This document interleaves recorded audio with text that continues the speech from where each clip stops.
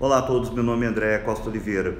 Muito embora seja um conceito oriundo da Grécia, o modelo político da república se desenvolveu na civilização romana.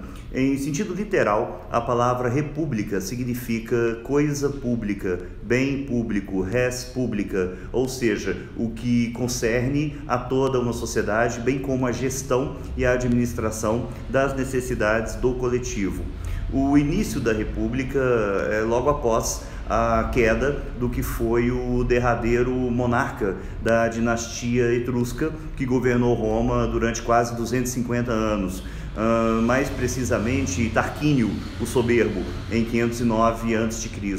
Dessa forma, a estrutura essencialmente monárquica foi abolida e surgiram de imediato novas e importantíssimas instituições, destacando-se aí o Senado, constituído pelos cidadãos mais velhos e proeminentes, que basicamente elaboravam e votavam as leis e a magistratura, que geria a administração pública e que era, aliás, fiscalizada pelo Senado, ou seja, Senado e magistratura. Bom, sabe-se que o cargo mais alto da magistratura era a figura do cônsul.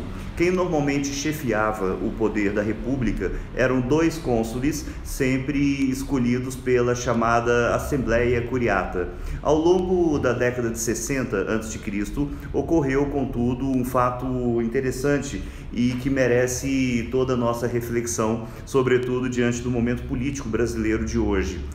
Catilina, um militar e senador bastante conhecido e que também já havia exercido cargos altos na magistratura, almejava ser designado cônsul da República, só que era extremamente mal visto pelos demais senadores, que o consideravam como não merecedor de confiança e até mesmo como uma ameaça real e verdadeira às instituições republicanas romanas, tanto que foi derrotado em escrutínios por diversas vezes.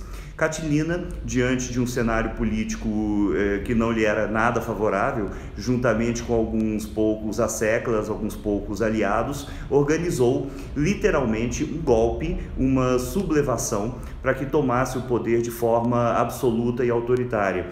E o movimento antirrepublicano consistia na tomada de várias ações extremas, como o assassinato, inclusive, dos dois cônsules administradores e a intervenção forçada no Senado. Simplificando, seria a total e não menos imoral ou amoral violação à lei, aos costumes e às tradições de Roma, norteada pela edificação de interesses particulares acima de interesses públicos.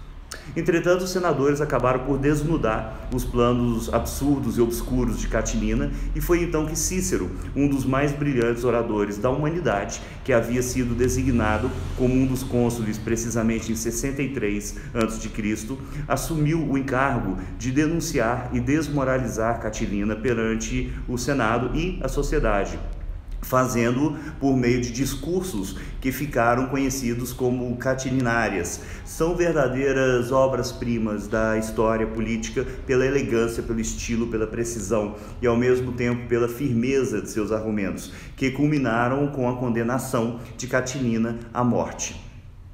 Foi a inteligência, a legalidade e o respeito às instituições, superando a violência, a ditadura e a brutalidade. Abre aspas. Até quando, Catilina, abusarás de nossa paciência? Por quanto tempo a tua loucura há de zombar de nós? A que extremos se há de precipitar a tua desenfreada audácia?